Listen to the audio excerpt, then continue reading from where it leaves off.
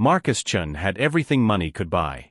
At 42, he was the CEO of Chen Technologies, a software empire worth $8 billion. His penthouse overlooked Manhattan, his garage housed 12 luxury cars, and his calendar was filled with meetings that moved millions with a single signature.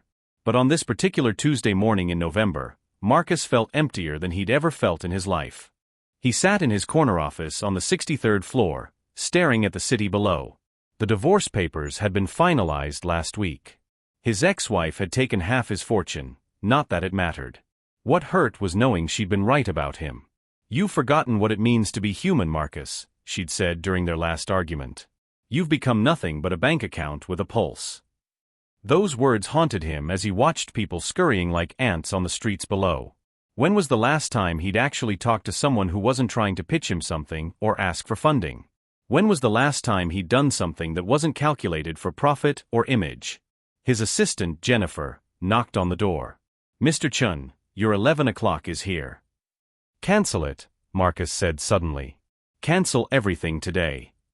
Jennifer's eyebrows shot up. "Everything? But Mr. Chen, you have the board meeting at 2, and the investors from Tokyo." "Everything, Jennifer. Tell them I'm sick. Tell them whatever you want." He stood up, grabbing his coat. "I'm taking the day off." 20 minutes later, Marcus found himself walking through Queens, far from the polished streets of Manhattan. He wasn't sure why he'd told his driver to bring him here. Maybe because it was real. The streets were cracked, the buildings worn, and people actually made eye contact instead of staring at their phones. He stopped at a small diner called Rosie's, the kind of place he hadn't set foot in for 20 years. The linoleum was cracked, the booths were patched with duct tape, but the smell of coffee and bacon made his stomach growl. He couldn't remember the last time he'd actually felt hungry. Marcus slid into a booth and picked up a laminated menu that had seen better days. That's when he heard the conversation at the counter. "I'm sorry, Mrs. Patterson, but your card was declined again." The cashier, a teenage boy with bad acne, looked genuinely apologetic. Marcus glanced over. A woman in her early 30s stood at the register, her face flushed with embarrassment. She wore scrubs with cartoon characters on them, her blonde hair pulled back in a messy ponytail. A small boy, maybe 6 years old, clung to her leg, his face buried in her hip. "That's impossible," she said, her voice shaking. "There should be $40 in there. I just got paid." The cashier ran the card again. "I'm sorry, ma'am. It says insufficient funds." The woman's eyes filled with tears.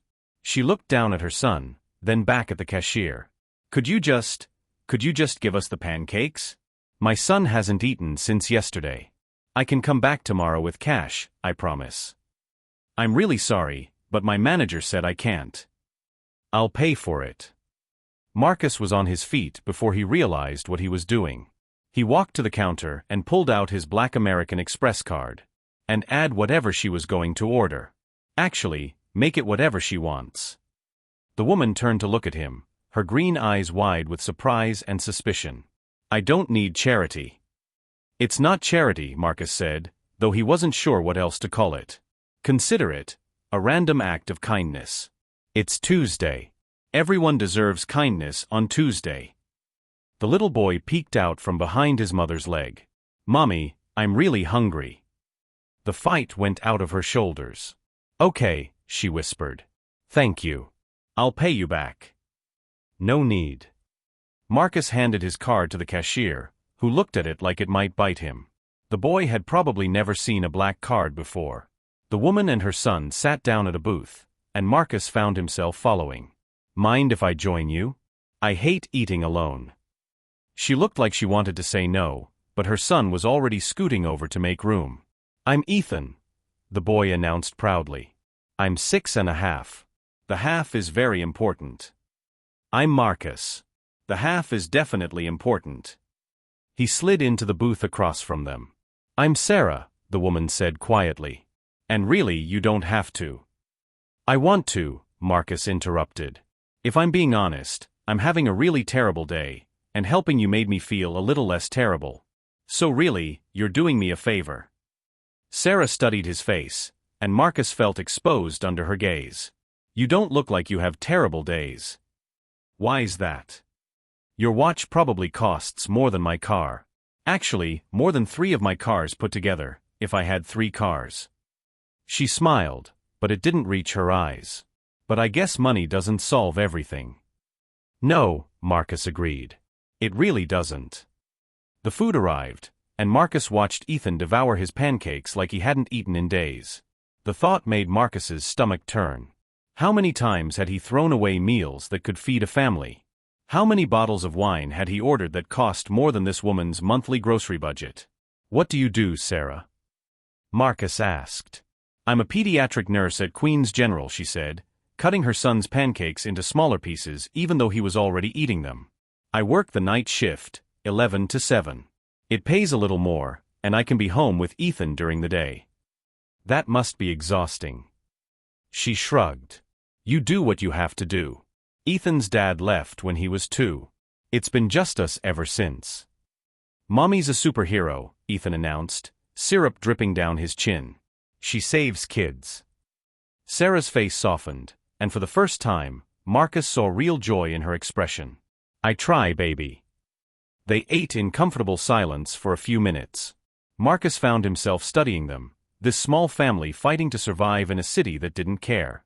Sarah had dark circles under her eyes, and her scrubs were faded from too many washings. But when she looked at her son, her face transformed with a love so pure it made Marcus ache. An idea formed in his mind. A crazy, impulsive idea that made no logical sense. But Marcus had built an empire on taking risks, hadn't he? Sarah, I want to propose something, and I need you to hear me out before you say no.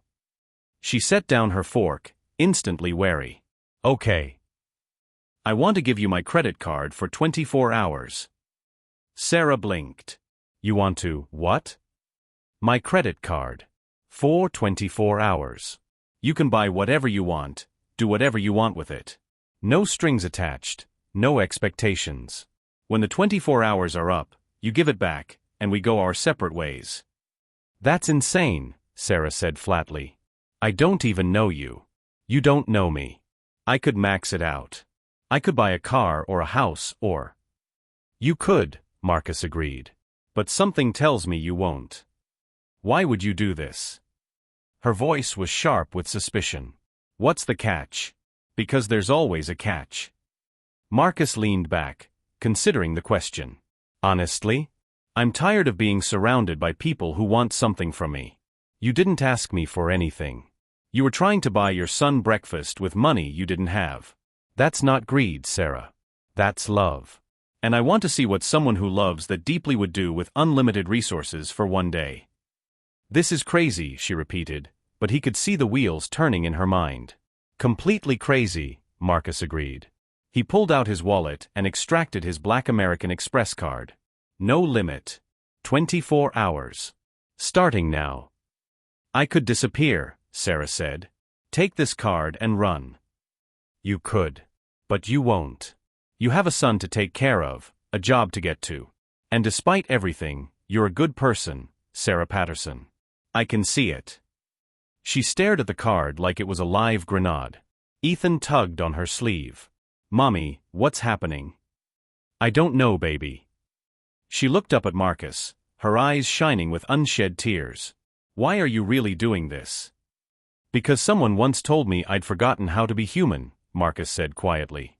And maybe this is me trying to remember. Sarah reached out slowly and took the card. Her hand was shaking. 24 hours. 24 hours. But I have one condition. I knew it, she muttered. I want to see what you do with it. Not to judge you, but because I'm genuinely curious. I'll give you my phone number. Just send me updates. Text me, call me, whatever. Let me see the world through your eyes for a day. Sarah laughed, a slightly hysterical sound.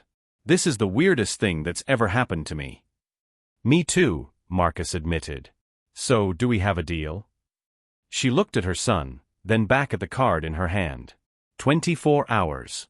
Starting now. Marcus checked his watch, a Patek Philippe that cost more than most people's annual salary. It's 10:47 a.m. So until 10:47 a.m. tomorrow. Deal. Deal, Sarah whispered. But if this is some kind of weird rich person experiment, I swear to God. It's not. I promise.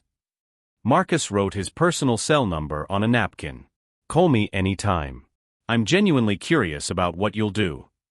He stood up, leaving $200 bills on the table for the meal. The card has my name on it, obviously, but just tell them you're authorized to use it.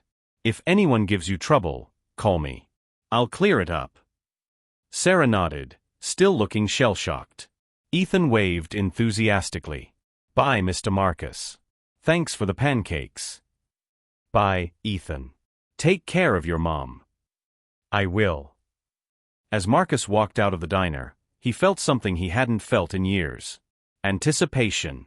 He had no idea what Sarah would do with his card, and that uncertainty was thrilling. His phone buzzed 45 minutes later.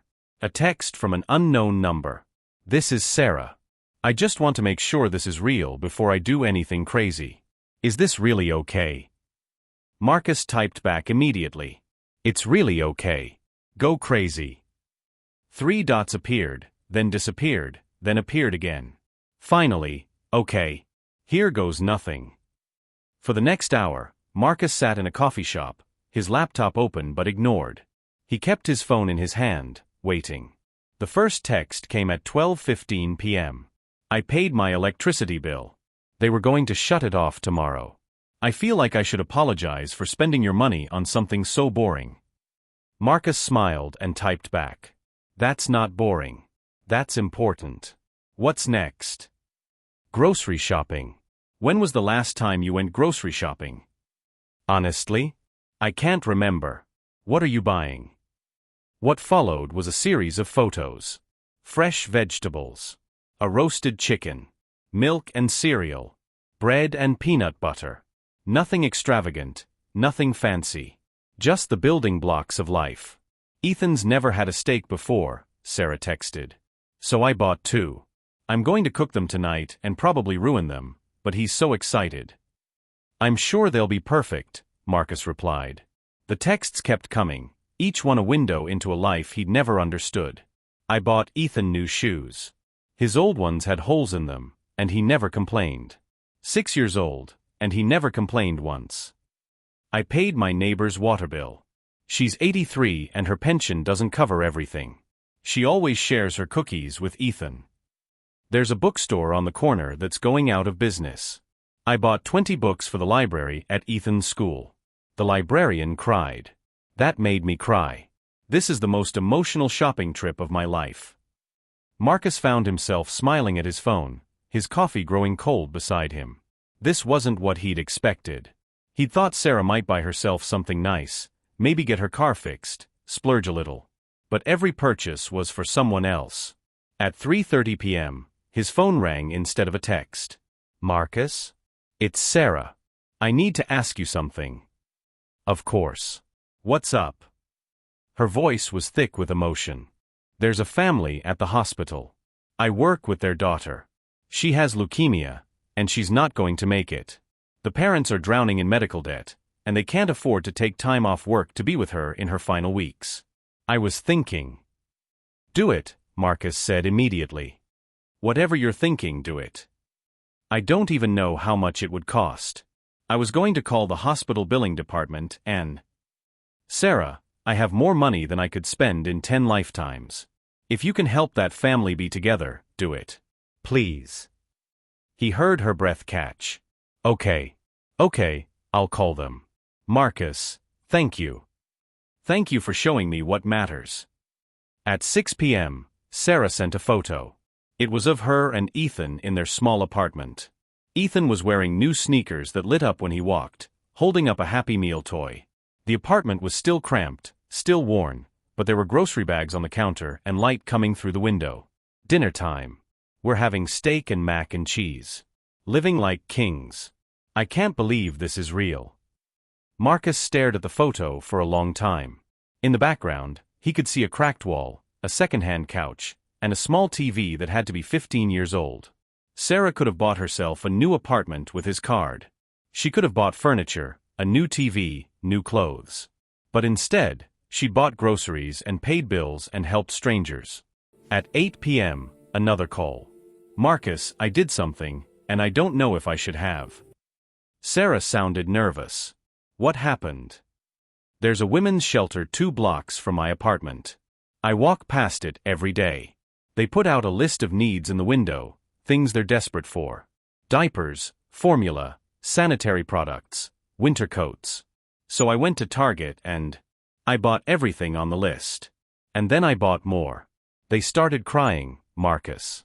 The director, she just stood there and cried. Marcus felt his throat tighten. That's incredible, Sarah. I spent a lot. Like, more than I've ever spent in my life. Was that okay? That was more than okay. There's more, she said quietly. I saw a homeless man outside the shelter. His name is Robert. He used to be a teacher before he lost everything. I bought him a winter coat, boots, and a week in a motel. And I gave him $300 cash. Was that stupid? My mom always said you shouldn't give cash to homeless people, but he looked me in the eyes, Marcus, and I just... You saw him as human, Marcus finished. That's not stupid. That's beautiful. I'm not used to having power, Sarah whispered. All my life, I've been powerless. I couldn't help my patients beyond the hospital. I couldn't fix things for Ethan.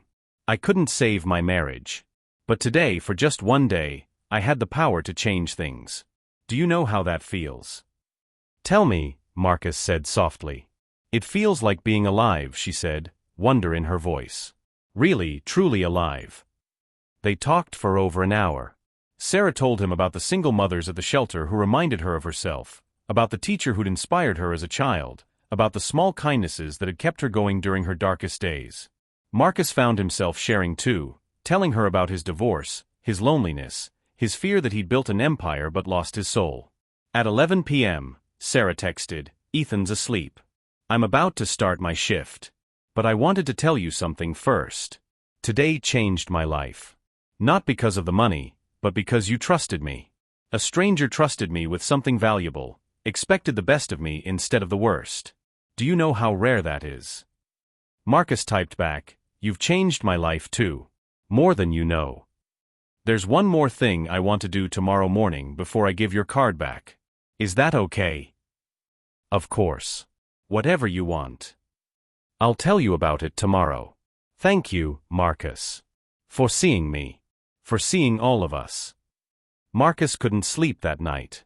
He lay in his king-sized bed in his empty penthouse, staring at the ceiling, thinking about Sarah Patterson. She'd spent maybe $20,000 of his money, a fraction of what he spent on wine in a year. But she'd changed lives with it. Real lives. Real people. His phone buzzed at 6:30 a.m. I'm done with my shift. Meeting you at Rosie's at 10:45? I'll have your card, and there's someone I want you to meet. I'll be there, Marcus replied. He arrived at the diner at 10:30, too anxious to wait. Sarah and Ethan were already in the same booth, and there was another child with them, a little girl with a bald head and huge brown eyes. Marcus. Ethan jumped up and ran to him, his light-up shoes flashing. Look at my shoes. Those are the coolest shoes I've ever seen, Marcus said, kneeling down to his level. This is Mia, Ethan said, pulling the little girl forward. She's my friend from the hospital. Marcus looked up at Sarah, questions in his eyes. This is Mia Gonzalez, Sarah said softly. The little girl I told you about. Her parents are on their way. I paid off their medical debt. All of it. And I paid for 3 months of their rent and living expenses so they can be with her. Marcus sat down heavily in the booth. The little girl, Mia, was coloring a picture of a rainbow, her tongue sticking out in concentration. I spent $73,000 on their bills, Sarah said, sliding the credit card across the table to him. I probably should have asked first, but...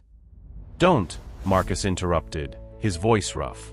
Don't apologize. That's the best money I've ever spent. A couple entered the diner, looking exhausted and overwhelmed. The woman spotted Mia and let out a sob, rushing over to scoop her daughter into her arms. The man followed, tears streaming down his face. Mommy. Daddy. Mia squealed. Look, I'm drawing a rainbow. Sarah stood up and moved away from the booth, giving the family privacy. Marcus followed her to the counter. They haven't been able to be together as a family in 3 weeks, Sarah explained quietly. They were working double shifts to try to keep up with the bills, barely seeing Mia. Now they have time. That's all anyone wants, Marcus. Time with the people they love. Marcus watched the family embrace, the mother crying into her daughter's bald head, the father holding them both. Something broke open in his chest, something he'd kept locked away for years. The first thing I bought when I made my first million, Marcus said suddenly, was a watch. A Patek Philippe, same one I'm wearing now. You know what their slogan is? You never actually own a Patek Philippe. You merely look after it for the next generation. I thought that was profound. Now I realize how stupid it is. Sarah raised an eyebrow. Why's that? Because I don't have a next generation. I don't have anyone to pass it to. I've spent 20 years collecting things, Sarah. Cars and watches and art and real estate. Things. But you, with 24 hours and my credit card, you didn't collect things. You invested in people. In time, in dignity, in hope. I'm not special, Sarah said. Anyone would do the same if they could. No, Marcus shook his head. They really wouldn't. Most people would have bought themselves a new life. You bought other people the breathing room to live theirs. Sarah pulled the credit card from her pocket and held it out. It's 10:47. Your 24 hours are up. Marcus took the card but didn't pocket it. Sarah, I need to tell you something. This experiment, this crazy thing we did, it wasn't just about you. It was about me remembering what it feels like to be human. And you did that. You showed me. So what now? Sarah asked. You go back to your world, I go back to mine. What if we didn't? Marcus said impulsively. What if I hired you? As what? Your personal shopper. Sarah laughed. No. As my director of charitable giving. I have a foundation, Sarah. It has $50 million in it, and I've been so disconnected from it that I let lawyers decide where it goes. Board meetings and galas and tax write-offs. But you know what people need. You see them. Let me pay you a real salary to give that money to people who need it. To families like the Gonzalez's, to shelters like the one in your neighborhood, to all the Roberts of the world. Sarah stared at him. You're offering me a job? I'm offering you a purpose. And a way to not have to work night shifts and worry about your electricity getting shut off. You could help people, Sarah. Really help them. And you'd be helping me too. Because I can't do this alone. I don't see what you see. Tears spilled down Sarah's cheeks. I'm a nurse. I don't know anything about running a foundation. You know everything that matters. You know people. You know compassion. You know what it's like to struggle. That's more valuable than any business degree. Ethan tugged on his mother's scrubs. Mommy, why are you crying? Are you sad? No, baby. Sarah wiped her eyes and laughed. I'm happy. Really, really happy. She looked at Marcus, really looked at him, and he felt seen in a way he hadn't in years. Okay, she said. Okay, let's try it. But I need to keep working at the hospital part-time. Those kids need me. Whatever you want, Marcus agreed. We'll figure it out together. 3 months later, Marcus stood in the ballroom of a Queens community center, watching Sarah present a check to a local youth program. She'd transformed in the past weeks, growing confident in her new role. She'd created systems for vetting requests, built partnerships with local organizations, and started a program that matched struggling families with resources before they hit crisis mode. But what amazed Marcus most was how she'd changed him. He showed up to the office now, really showed up, knowing that the money he made could be turned into hope by Sarah's hands. He'd met Robert, the former teacher, who was now back on his feet and volunteering at the foundation. He'd attended Mia Gonzalez's 8th birthday party, watching her blow out candles surrounded by family. You're doing it again, a voice said beside him. Marcus turned to find Sarah, elegant in a simple blue dress. Doing what? Hiding in the corner instead of mingling. You're the donor. You should be accepting thanks. You did all the work, Marcus protested. We did it together, Sarah corrected. That's how this works, remember? You see the big picture. I see the people. Together, we make it work." Ethan ran up to them, light-up shoes still flashing. He'd gotten new ones, but he'd insisted on the same style. "Mr. Marcus, come see the art project. I helped make it." Marcus let the 6-year-old drag him across the room to a wall covered in handprints. Each print had a name and a story underneath. These were the people the foundation had helped. Families who'd avoided eviction, kids who'd gotten school supplies, elderly neighbors with paid utility bills. Hundreds of handprints, hundreds of lives touched. "That's mine." Ethan pointed to a blue handprint. Underneath, in careful letters, it read, "Ethan Patterson. Mr. Marcus bought me pancakes and showed my mom that there's still good people in the world." Marcus felt his throat close up. He knelt down beside Ethan. "You know what, buddy? Your mom showed me the same thing." Later that night, Marcus sat in his penthouse, but it didn't feel as empty anymore. His phone buzzed with a text from Sarah. "Thank you for today. And for every day since that crazy Tuesday. You gave me a credit card for 24 hours, but what you really gave me was a chance to be who I always wanted to be. Someone who helps people. You changed my life, Marcus. More than you know." Marcus typed back, "You changed mine first. You showed me what wealth really means. It's not about what you have. It's about what you do with it. What you give. Who you help. You taught me how to be human again." "So we're even then?" Marcus smiled at his phone. "We're better than even. We're friends. Friends who help people together." "Friends who help people together," Marcus confirmed. He set his phone down and looked out at the city, but he didn't see ants anymore. He saw people. Real people with real lives, struggling and striving and hoping. And tomorrow, he and Sarah would help a few more of them. His ex-wife had been right. He had forgotten how to be human. But Sarah Patterson, a struggling single mother from Queens, had reminded him. Not with lectures or judgment, but with simple profound acts of kindness funded by his credit card for 24 hours. Marcus picked up his phone and made a decision. He called his lawyer. "Draft an amendment to the foundation," he said. "I'm increasing the annual budget to $200 million. And I want Sarah Patterson made co-director with full decision-making authority." "That's very generous, Mr. Chen," his lawyer said. "It's not generous," Marcus replied, thinking of a little boy with light-up shoes, a homeless teacher with new boots, a family reunited with their dying daughter. "It's necessary. It's human. It's the only thing that matters." He ended the call and looked at his reflection in the darkened window. He looked different somehow. Lighter. More alive. Tomorrow, he'd tell Sarah about the increased budget.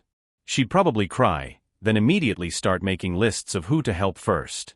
Ethan would ask if they could buy pancakes for everyone at Rosie's diner. And Marcus would say yes, because why not? Why not spread joy everywhere you can? His phone buzzed one more time. Another text from Sarah, just 3 words. "Thank you, friend." Marcus smiled, and for the first time in years, it reached his eyes. He typed back a simple truth that she'd taught him. "Thank you for reminding me what really matters. Not the money. Not the things. The people. Always the people." He looked out at the city lights, each one representing a life, a story, a chance to make a difference. And tomorrow, he and Sarah would start again, helping people one handprint at a time. Because that's what it meant to be human. That's what it meant to be truly wealthy. Not in dollars or possessions, but in purpose, in connection, in the simple act of seeing someone else's struggle and saying, "I can help." Sarah had done that for him when he was drowning in emptiness, even though she hadn't known it. She'd shown him that kindness wasn't transactional. It wasn't about expecting something back. It was about recognizing the humanity in everyone you meet. Marcus Chen had given his credit card to a poor single mother for 24 hours. What she did left him in tears, not because she'd spent his money, but because she'd spent it like he'd forgotten how to spend it, with love, with purpose, with an understanding that every dollar could be a lifeline for someone drowning. She'd bought groceries and paid bills and helped strangers, and in doing so, she'd saved him. She'd shown him that wealth without compassion is just numbers on a screen, but wealth combined with humanity can change the world, one act of kindness at a time. And that was worth more than all the money in his bank account. That was worth everything. Thank you for watching till the end. Like and subscribe for more amazing stories.